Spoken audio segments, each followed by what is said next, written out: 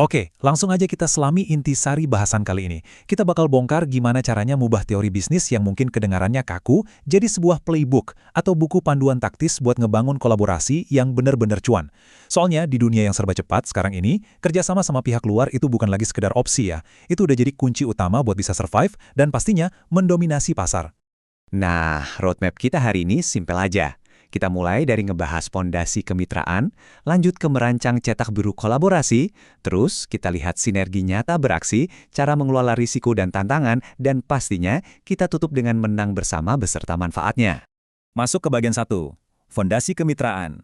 Gini, sebagai seorang leader, tugas pertama kalian di era bisnis yang super connect ini adalah sadar satu hal. Nggak ada satupun perusahaan yang bisa sukses besar kalau mereka cuma main sendirian, asik sendiri ibarat pulau terpencil. Kenapa? Karena kita semua tuh hidup di dalam ekosistem bisnis yang saling nyambung satu sama lain. Jadi langkah pertamanya apa dong? Ya, identifikasi dulu siapa aja pemangku kepentingan utama kalian. Bisa jadi itu agen perjalanan, para supplier, atau mungkin distributor. Kita harus paham banget apa yang mereka harapin.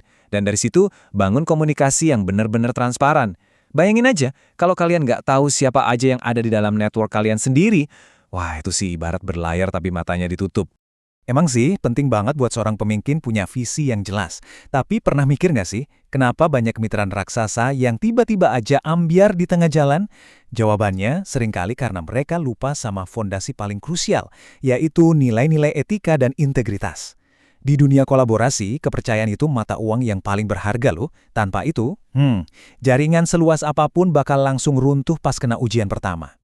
Oke, kalau fondasinya udah kuat, kita lanjut ke bagian 2, merancang cetak biru kolaborasi. Karena jujur aja, visi dan network yang solid nggak akan jalan kalau cuma modal niat baik doang. Kalian butuh rancangan taktis yang jelas di lapangan. Nah, buat ngeeksekisinya, kita bisa pakai kerangka kerja 4 langkah ini. Pertama, tentuin tujuan. Ini harus target yang jelas dan bisa diukur ya. Kedua, strategi. Pastiin setiap pihak tahu perannya masing-masing biar nggak ada kerjaan yang tumpang tindih. Ketiga, sumber daya. Petakan dengan pasti urusan duitnya, tenaga kerjanya siapa, dan teknologi apa yang dipakai. Dan yang keempat, ini penting banget, evaluasi. Jangan cuma tebak-tebakan. Bikin sistem pelacakan data yang solid buat ngukur kesuksesannya beneran atau enggak. Biar nggak cuma ngebayangin teori, kita masuk ke bagian 3, sinergi nyata beraksi. Kita bawa konsep-konsep tadi langsung ke dunia nyata. Coba deh bayangin skenario ini. Ada pelanggan yang lagi booking tiket pesawat, terus boom, dia langsung dapat penawaran nginep di resort yang cocok banget sama jadwalnya. Ini tuh contoh klasik dari sinergi yang mantap antara industri perhotelan dan maskapai penerbangan. Daripada mereka capek-capek saingan atau berdarah-darah jalan sendiri, mendingan gabungin kekuatan bikin paket liburan terpadu buat audiens yang sama. Dan di balik layar, cara mereka ngeksekusi ini tuh jauh lebih cerdas dari sekedar bagi-bagi brosur bareng. Mereka misalnya nyatuin program loyalitas. Kebayang nggak kalian bisa dapat poin penerbangan cuma gara-gara tidur di hotel? Keren kan? Mereka juga gabungin budget promosi dan ngelakuin riset pasar bareng-bareng. Hasilnya, mereka jadi bisa baca pikiran dan kemauan konsumen dengan super akurat.